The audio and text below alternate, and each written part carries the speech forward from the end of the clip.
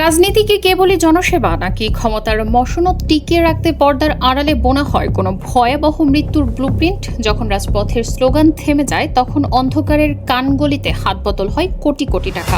আজ আমরা এমন এক রহস্যের জট খুলতে যাচ্ছি যা নাড়িয়ে দিয়েছে দেশের রাজনৈতিক অঙ্গনের ভেদ।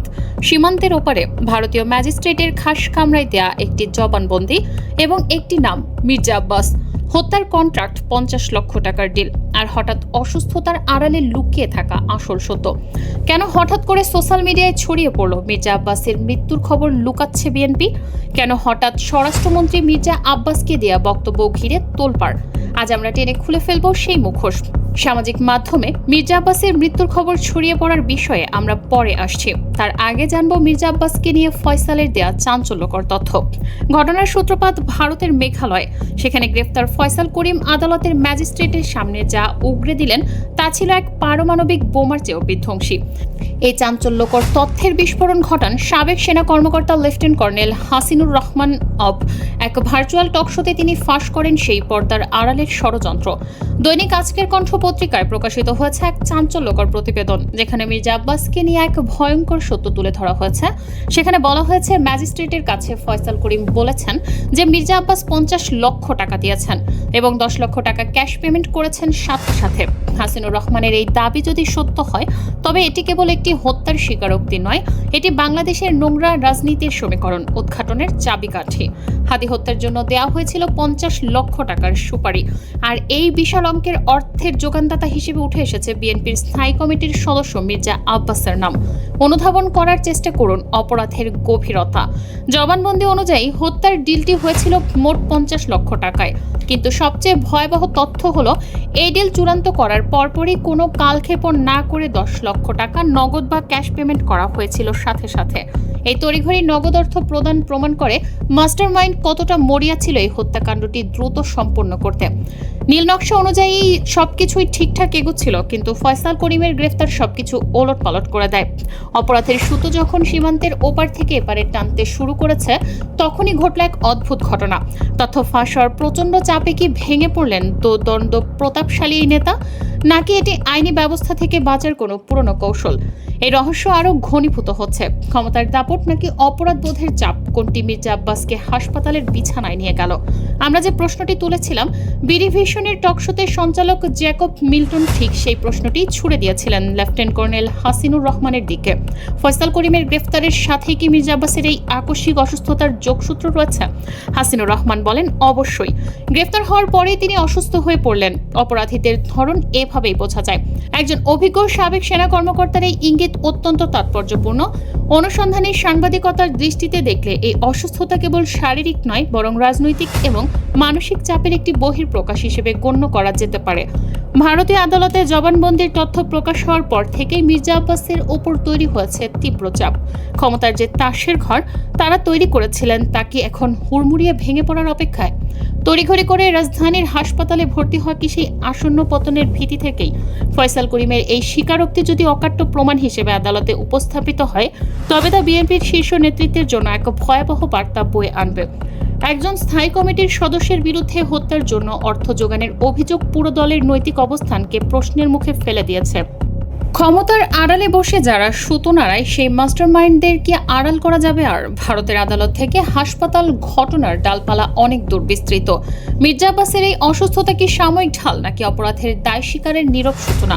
চলুন পর্দা সরানো যাক পর্দার আড়ালের সেই জঘন্য ষড়যন্ত্রের ওপর থেকে।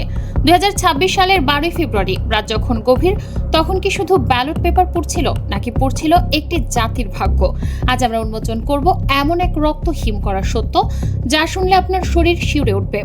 নেপথ্যের সেই মাস্টারমাইন্ডরা কি তবে সফল? রাজনৈতিক অঙ্গনে এখন একটি খবর দাবানলের মতো ছড়িয়ে পড়েছে, মারা গেছে কিন্তু বিএনপি সেই সত্য লুকাচ্ছে।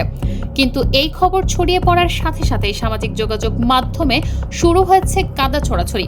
মির্জা আব্বাস কি আসলেও জনগণের ভোটে নির্বাচিত একজন প্রতিনিধি? 2026 সালের 12 ফেব্রুয়ারি যে নির্বাচন হয়েছে সেখানে কি জনগণের সত্যিকারের সমর্থন ছিল? যারা যুক্তির খাতিরে কথা বলেন তারা ভালো করেই জানেন সেটি ছিল একটি সুনিপুণ কারচুপির মঞ্চায়ন। আওয়ামী লীগের অনেক সমর্থকও আজ আড়ালে স্বীকার করেন সেই রাতে কি ঘটেছিল। রাতের ভোটের যে স্বীকৃতি 2018 সালে শুরু হয়েছিল, 2026 সালে তারই এক নতুন সংস্করণ আমরা দেখলাম। এখন প্রশ্ন হলো, মির্জা আব্বাসের এই পরিস্থিতির জন্য কি আসলেও বাইরের কেউ দায়ী, নাকি এই ভয়াবহ চাপের উৎস খোদ দলের ভেতরে? আমাদের অনুসন্ধানে উঠে এসেছে এক চাঞ্চল্যকর তথ্য। মনোনয়ন নিয়ে দলের ভেতর মির্জা আব্বাসকে আটকানোর জন্য এক গভীর নীল নকশা তৈরি হয়েছিল। তার নিজের স্ত্রী আফরোজা আব্বাস চেয়েছিলেন সেই আসন থেকে নির্বাচন করতে, কিন্তু সেই লড়াইয়ে যখন মির্জা আব্বাসকে জোর করে সামনে আনা হলো, তখনই কি শুরু হয়েছিল এক মানসিক যুদ্ধের। একজন অনুসন্ধানী সাংবাদিক হিসেবে আমরা যখন নথিপত্র এবং ইনসাইডার সোর্সগুলো চেক করলাম, তখন দেখলাম মির্জা আব্বাসের এই পরিণতির বীজ বপন করা হয়েছিল অনেক আগে থেকেই। ঢাকা ব্যাংকের মালিকানা থেকে শুরু করে গণপূর্ত মন্ত্রণালয়ের সেই দিনগুলো, কোথা থেকে এলো এই পাহাড় সমান সম্পদ? বাবার ভিটেমাটি বিক্রি করে কি এই সাম্রাজ্য গড়া সম্ভব? যখন ক্ষমতার দাপট থাকে তখন মানুষ অনেক কিছুই ভুলে যায়, কিন্তু যখন শরীর সাথ দেয় না, তখন সেই সব পুরনো পাপের বোঝা কি স্মৃতি হয়ে ফিরে আসে? মির্জা আব্বাসকে নিয়ে যারা আজ রাজনীতি করছেন, তারা কি একবারও ভেবে দেখেছেন যে একজন মানুষের ব্রেইনের উপর কতটা চাপ পড়লে তার এই হিম হাওয়ার অবস্থা হতে পারে? এই চাপ কি নাসিরউদ্দিন পাটোয়ারি দিয়েছেন, নাকি দলের ভেতরকার সেই সব বন্ধুরা দিয়েছেন যারা সবসময় তাকে সরিয়ে দিতে চেয়েছিল? চলুন ঘটনার আসল চেক পয়েন্টে প্রবেশ করি। নির্বাচনের সেই রহস্যময় রাত, কারচুপির নেপথ্যের কারিগর এবং জামায়াতে ইসলামীর হঠাৎ নীরব হয়ে যাওয়ার পেছনের রক্ত হিম করা কারণগুলো উন্মোচন করব। 2026 সালের 12ই ফেব্রুয়ারি নির্বাচন শেষ হলো, কিন্তু প্রশ্ন রেখে গেল শত শত। কেন সেদিন দেশের একটি বড় রাজনৈতিক শক্তি হাত গুটিয়ে বসেছিল? কেন জামায়াতে ইসলামীর মতো সুশৃঙ্খল একটি দল রাজপথে না নেমে ঘরে বসে রইল? এটি কি কোনো সমঝোতা, নাকি ভারতের প্রেসক্রিপশনে তৈরি হওয়া এক নতুন নীল নকশা? বিএনপি ক্ষমতায় এসেছে ঠিকই, কিন্তু তারা কি আসলেও জনগণের ভোটে জিতেছে? তারেক রহমানের 5,000 ভোটে জয়ের বিষয়টি কি বিশ্বাসযোগ্য?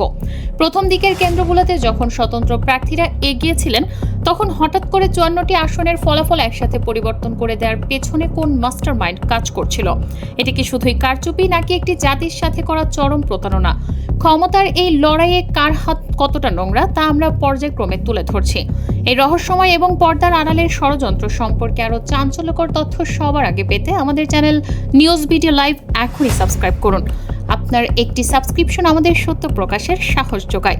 এখন আসা যাক সেই বড় প্রশ্নে, জামায়াতে ইসলামী কেন সেদিন চুপ ছিল? জামায়াতের কেন্দ্রীয় নেতাদের সাথে যাদের সখ্য আছে, তারা জানেন যে 12ই ফেব্রুয়ারির আগে দেশের ভেতর এবং বাহির থেকে বারবার ওয়ার্নিং পাঠানো হয়েছিল। জামায়াত চেয়েছিল রাজপথে নামতে, তাদের সেই প্রস্তুতিও ছিল।